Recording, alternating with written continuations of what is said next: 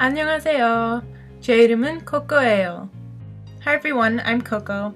Steven and I went to Seoul for 1 week and I thought that it would be fun to give you an organized list of 10 things I love in Seoul. Most of the stuff in this video can be found in the rest of Korea though. First off, internet. For about $3 a day, you can get access to Wi-Fi everywhere in all public spaces. This is in subways, in parks, everywhere. If you don't want to pay $3, you can find free Wi-Fi in most cafes. After some rebranding, Namsan Tower is now called Seoul Tower. For 8,000 won, you can take a cable car up to the top, or you can walk the mountain for free. It takes about 40 minutes to walk, and I think it takes less than 10 minutes to get there by cable car. At the top of the mountain, you'll find shops and street vendors, and a ticket booth to buy tickets to go into the actual tower to see the view. Tickets are 9,000 won per person. When you get in the elevator, they actually show you a video on the ceiling that shows you shooting past Namsan Tower into space, and it takes about 30 seconds to get to the top.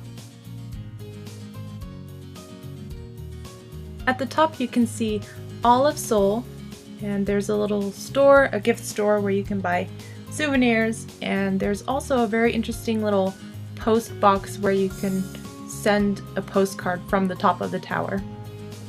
If you pay attention, Korea is a very romantic country. They love mushy couple stuff, and that's only proven by these love locks that are all linked to the fence. So if you're visiting with your significant other, don't forget to make your love eternal. Whenever I'm in Korea, I have to check out their cosmetic stores. Not only are the stores everywhere and the packaging super cute, it's also very inexpensive. They always have such interesting products, and I love browsing the stores. They sell everything from your regular moisturizer and lip balm to foot masks and anti-wrinkle snail essence. What I love especially is that they sell a lot of one-use or sample size packs, so that way I can try a lot of stuff out without actually having to bring home all of these tubs of stuff that I won't end up using. So I picked up a couple of things that would still be allowed in my carry-on. That way I could have some fun without going overboard. So from left to right, I bought a foot mask, 3 sleeping masks, a laugh line wrinkle mask, oil blotting sheets, under eye mask, 4 honey masks, an argan seed hair mask, and serum. I got a scrub massage, some chin and nose pore strips, spot patches, and 2 more sleeping masks. Now when you buy stuff at these stores, you get a ton of samples. So I got these 2 Nature Republic snail solution masks, some body washes, some lotions, some BB creams, and this is everything, the whole shebang of everything I picked up. Now, when I go on a vacation, I try not to think about whether something's healthy or not. I just want to try out all the new things. And Korea has a lot of interesting and delicious foods. First off, kimbap. It's kind of like sushi, but then with very different ingredients. It's crunchy, tangy, and delicious. Tteokbokki is rice cakes with fish cake and ramen in a very spicy sauce.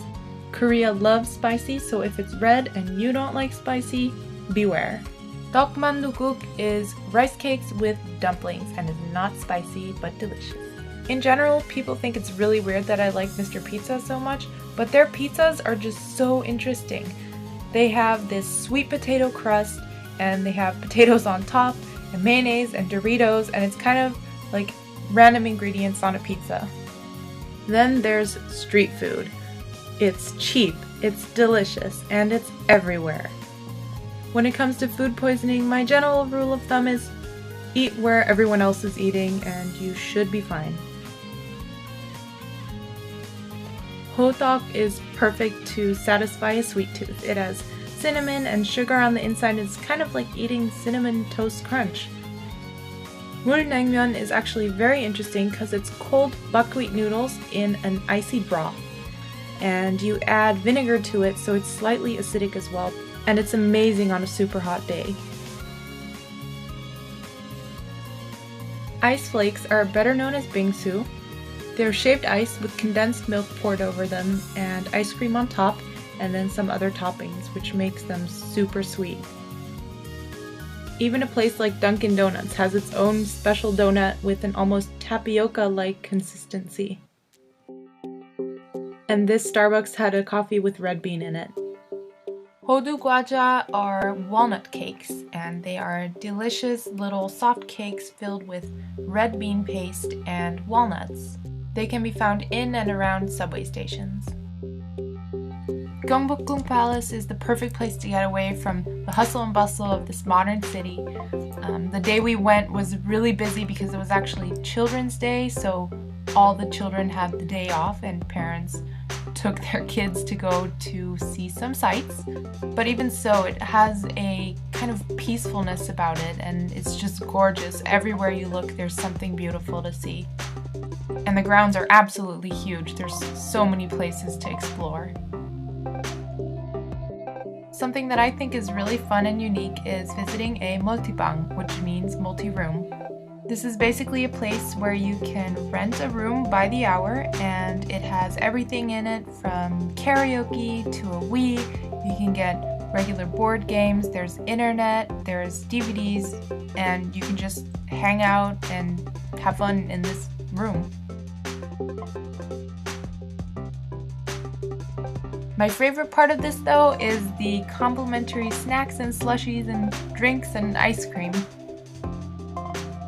Hands down, my favorite area in Seoul is Hongdae, and this has a little bit of a younger crowd because Hongik University is right around the corner. So to get there, you have to take the green line to Hongik University and then get out at exit 9 and take a left into the street that's right there on the corner. And I like this area because it's just a little bit more liberal. There's a lot more interesting shops. They have a really great nightlife. There's street performers, and there's just interesting cafes and everything. And while we were exploring, we ran into this place called Azoto, which makes liquid nitrogen ice cream. And basically what they do is they add cream into a mixer, and then they pick up some liquid nitrogen and add that into the mixer. After about 2 minutes, you have some perfect ice cream. I'm not sure how healthy the nitrogen is, but the ice cream was pretty good. Coffee and cafes dominate in Korea. And this is probably because people live at home until they get married and houses are relatively small. So this is a great place to go on a date or hang out with your friends or even just do homework. A way to get out of the house. Now, something that I find particularly interesting is the theme cafes. And Steven and I went to a 강아지 cafe, which means puppy cafe. There's also such a thing as a cat cafe, but I'm more of a dog person, so I really liked the 강아지 cafe. And here, for the price of a drink, you can pet and cuddle with dogs for as long as you want. I mean, you should probably get some refills, but it's pretty amazing. Of course, I'm not really sure how sanitary this is, but it doesn't really bother me, so I enjoyed it a lot. How cool is this? Instead of keys, people have keypads as their locks. Stores, restaurants, and cafes in Seoul stay open really late, and this is especially nice in summer because it gets really hot, and at night it's just a little bit nicer to be outside. There's so much to do, and there's street vendors, and there's just people everywhere. This is truly a city that never sleeps.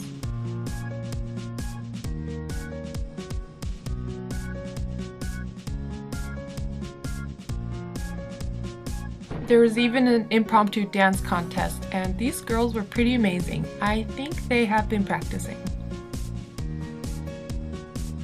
There were also some less amazing performers. If you do come to Seoul, make sure to stay up late and enjoy the city.